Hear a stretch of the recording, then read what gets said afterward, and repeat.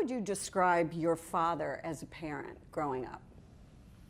He was an incredible parent and is an incredible parent, but I think I appreciate it much more today as a parent of 3 young children.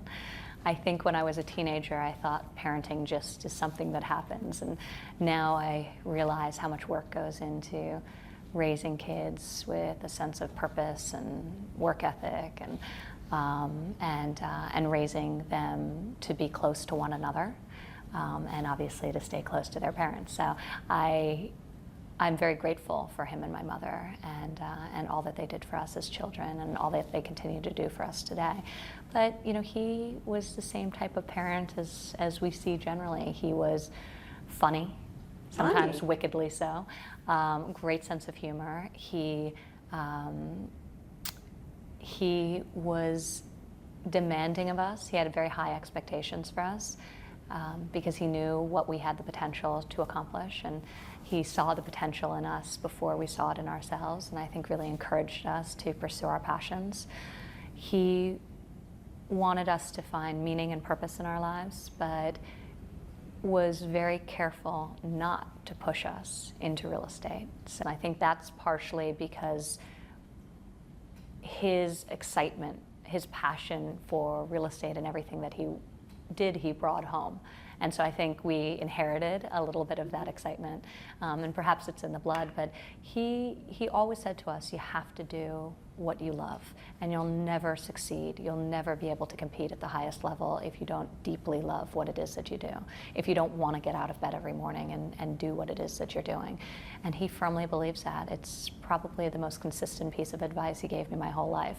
So he would periodically check in with me and almost undermine my thought process about coming into the family business, because he wanted to make sure that I knew that it wasn't an expectation of his. So when you were young, was your dad sort of a kind of a dad who would play games with you, read you bedtime stories, or different than that? No, he was different.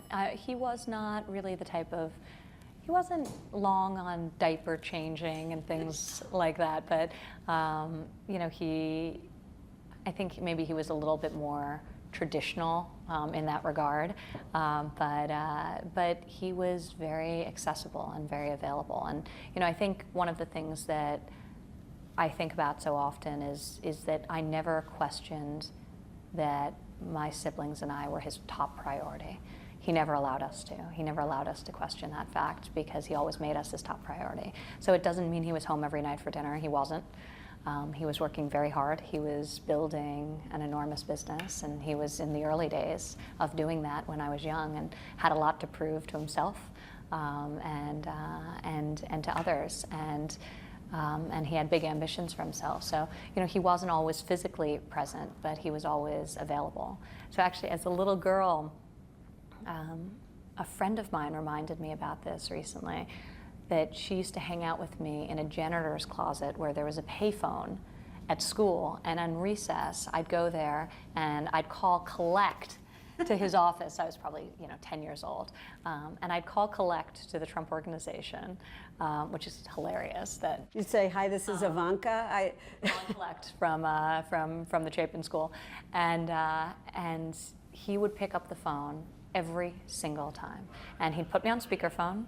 It wouldn't be a long conversation. He'd introduce me to whoever was in his office, but only in retrospect, I laugh now that it didn't matter who was there. It was colleagues, it was titans of industry, it was heads of countries. He'd always take my call. And he'd always tell everyone in the room how great a daughter I was, and say cute things, and ask me about a test I took. But I think that's really telling of him as a person and a parent. We always came first. How about when you brought home a date or a boyfriend? I was too smart to bring home a date or a boyfriend. I think I brought home my husband. That's it.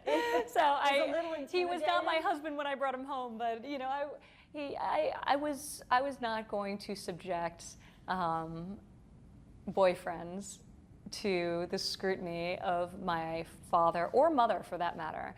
unless I was 100% sure. And let me move on now to the campaign a little bit. Your father has said that you and Melania have wanted him to be more presidential, is the word that he uses. Tell me about that, because do you believe that the nicknames he used for some people or the name calling was a mistake? Is that what you're talking about when you say more presidential? Well, you would, my conversations with my father are really between us, but, obviously I'm his child, and I've also been his colleague. I've worked alongside of him for the past decade here at the Trump Organization, and part of the reason we have such a good relationship is because he respects me and because I'm candid in my opinions, and I share them, solicited or otherwise. But to that question, I mean, do you think did you tell him those were a mistake, or you don't? Well, once in a while he'll say things, and I'll tell him he could probably do with ratcheting it back. And he listens? Sometimes, and sometimes he doesn't, or sometimes he listens for limited periods of times. But you can tell him? Look, I think it's part of what people love about him. It's also part of what angers people. Mm-hmm. He is authentic. Nobody tells him who to be. He is himself. He is his own man. He listens to the opinions of others. He respects the opinions of others. He processes the advice people give him, but ultimately he makes his own decisions. How do you reconcile the Donald Trump you know as your dad with the candidate that some people see and consider so divisive? And, how do you square that circle for our viewers? My father's always elicited strong opinions in people. He's bold, he's unabashed, he's very himself. And I think for me, the ultimate, the most important thing is I know the man. So when I hear things that are factually inaccurate, it's sometimes hurtful. I feel that as a daughter, but I still know the man. I as a woman, I as a person, could never support someone who was sexist or racist. I just couldn't. I would not be able to be okay with that.